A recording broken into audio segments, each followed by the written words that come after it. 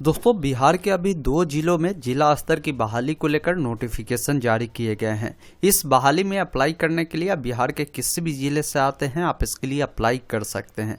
पहला जो आपकी बहाली होने वाली है समाहरणालय जमुई के द्वारा निकाला गया है। पालना घर में जो भी रिक्त सीटें हैं उसको लेकर यहाँ पर संविदा के आधार पर बहाली को लेकर नोटिफिकेशन जारी किए गए हैं।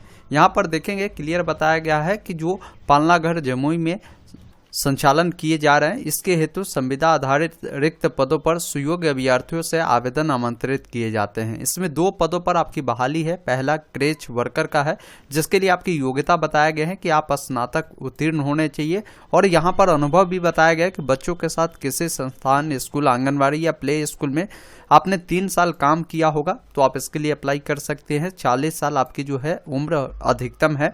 महिलाओं के लिए ये सीट आरक्षित है, 1 सीटों पर बहाली है। अनारक्षित कोटि है, मतलब किसी भी कैटेगरी की महिला आवेदन कर सकती है। मैक्सिमम एज आपकी 40 साल है। इसमें मानदेय आपके 14,730 रुपये होने वाले हैं। अगला जो पद आपका है सहायक क्रेच वर्कर का है, जिसके लिए 12वीं पास बोला गया है और बच्चों को देख रेख के लिए आपने कहीं काम किया है तो आपको प्राथमिकता पहले दिया जाएगा। अगर ऐसे लोग नहीं पाए जाते, आप सिर्फ 12वीं है फिर भी अप्लाई करेंगे। महिलाओं के लिए आरक्षित सीटें हैं, 1 सीटों पर बहाली है।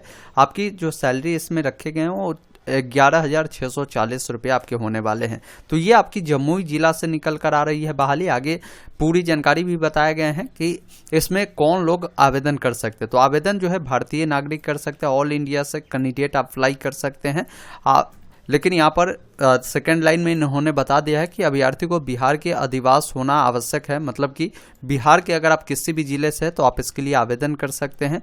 उम्र सीमा के बारे में बताया गया है कि 40 वर्ष आपकी अधिकतम उम्र सीमा होगी। ये बहाली जो होगी संविदा के आधार पर होगा, अस्थायी होगा। इस बहाली को बिना किसी पूर्व सूचना के 15 दिनों के नोटिस पर समाप्त किया जा सकता है। इन बातों को आप ध्यान रखिएगा। बिहार में इसी प्रकार बहाली अब आती है। आगे चलकर ये बहाली आपको निकाली भी जा सकती है और आगे चलकर इसे आपको बढ़ाया भी जा सकता है। इसी प्रकार ये बहाली प्रक्रिया होती है।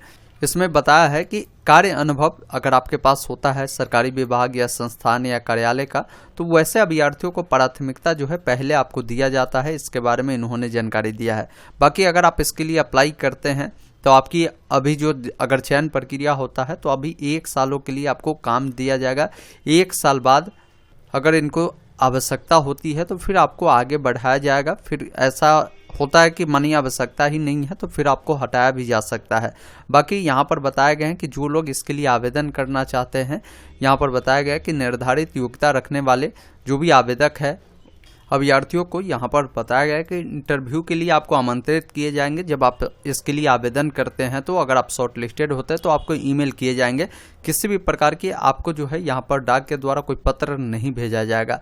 अब आवेदन कैसे होगा तो 19 नंबर पॉइंट में इन्होंने बताया है कि इच्छुक अभ्यर्थी आवेदित पत्र का उल्लेख करते हुए विज्ञापन प्रकाशन की तिथि के से 15 दिनों के अंदर में ही आपको इसका जो प्रपत्र है, आपकी शैक्षणिक योग्यता है, अनुभव है, इन सभी प्रमाण पत्र अंक पत्र को अभिप्रमाणित कर यानी उसका जीरोक्स करवाने के बाद नीचे में आपको साइन करना है और आपको इस ईमेल आईडी पर आपको डॉक्यूमेंट को भेजना होगा। अब यहाँ पर बताया गया है कि ये डॉक्यूमेंट 5 बजे तक यानी नोटिफिकेशन जारी होने के 15 दिनों के अंदर में ही आपको इसको भेजना है। फॉर्म कहाँ मिलेगा तो इसी में आपको फॉर्म का भी लिंक दिया गया है। मैं इस नोटिफिकेशन को टेलीग्राम पर शेयर कर दूंगा, वहां से भी डाउनलोड कर सकते हैं। जिसमें सबसे पहले आपको एक फ़ोटो चिपकानी होगी। आवेदक जो है किस पद के लिए आवेदन करता है, आपको पद का नाम लिखना होगा। आपको अपना नाम, जन्म तिथि, माता का नाम, पिता का नाम या पति का नाम लिख सकते हैं। आधार नंबर, आपकी जो भी एड्रेस होगी, जो भी आपकी कैटेगरी होगी उसके बारे में बताएंगे। मोबाइल नंबर, ईमेल आईडी, शैक्षणिक योग्यता के विवरण आपको देनी है। कार्य अनुभव है तो उसकी विवरण देनी है। जो भी डॉक्यूमेंट आप अटैच करते हैं उस डॉक्यूमेंट का नाम आप यहाँ पर भरेंगे। यहाँ पर दिनांक लिखेंगे, किस डेट को फॉर्म भेज रहे हैं और यहाँ पर आपको अपना साइन करना है। इस प्रकार इस फॉर्म को भरना है और जो भी डॉक्यूमेंट यहाँ पर लिखते हैं उन सभी डॉक्यूमेंट को अटैच कर आपको ईमेल करना होगा। ईमेल किस ईमेल पर भेजना है तो ईमेल आईडी आपको ये है, इस ईमेल पर आपको भेज देनी है। अगर आप शॉर्ट लिस्टेड होंगे तो आपको मेल किया जाएगा। तो ये पहली बहाली थी। दूसरी बहाली जो निकाला गया है ये आपके समाहरणालय हाजीपुर से निकाला गया, वन स्टॉप सेंटर के द्वारा ये बहाली निकाली गई है। इसमें जो आपके पद रखे गए हैं देखेंगे, कुल मिलाकर 7 अलग अलग पदों पर यह बहाली आपकी होने वाली है। पहला जो पद है केस वर्कर का है, महिलाओं के लिए आरक्षित है। इसमें बताया गया कि जो आपकी अर्हता होगी कानून, समाज कार्य या समाज शास्त्र या समाज विज्ञान, मनोविज्ञान में स्नातक आपकी होनी चाहिए। कार्य अनुभव का जो प्राथमिकता है पहले इनको दिया जाएगा। अगर इस प्रकार के आपके पास अनुभव है, जैसे महिलाओं के मुद्दों से संबंधित किसी सरकारी या गैर सरकारी परियोजना कार्यक्रम में कार्य करने का कम से कम 3 सालों का अनुभव है, तो पहले आपको प्राथमिकता दिया जाएगा। इसमें 1 सीटों पर बहाली है। अत्यंत पिछड़ा वर्ग के लिए ये सीटें आरक्षित है और आपकी जो सैलरी है 22,000 रुपये इसमें रखे गए हैं। बाकी सामाजिक परामर्शी का सीट है, जिसके लिए बताया गया कि मनोविज्ञान तंत्रिका विज्ञान में जो है आपकी स्नातक होनी चाहिए और यहाँ पर भी आपको 3 सालों का एक्सपीरियंस बोला गया अनारक्षित के लिए, यानी किसी कैटेगरी के महिला आवेदन कर सकती है। 22,000 रुपये इसमें सैलरी आपके रहने वाले हैं। अगला जो पद है कंप्यूटर ज्ञान युक्त कार्यालय सहायक का है, जिसमें कंप्यूटर या IT में डिप्लोमा मांगे गए हैं और 3 साल का अनुभव भी बोले गए हैं। 1 सीटें हैं अनारक्षित के लिए और बाकी यहाँ पर सैलरी आपकी 17,000 रुपये रखे गए हैं।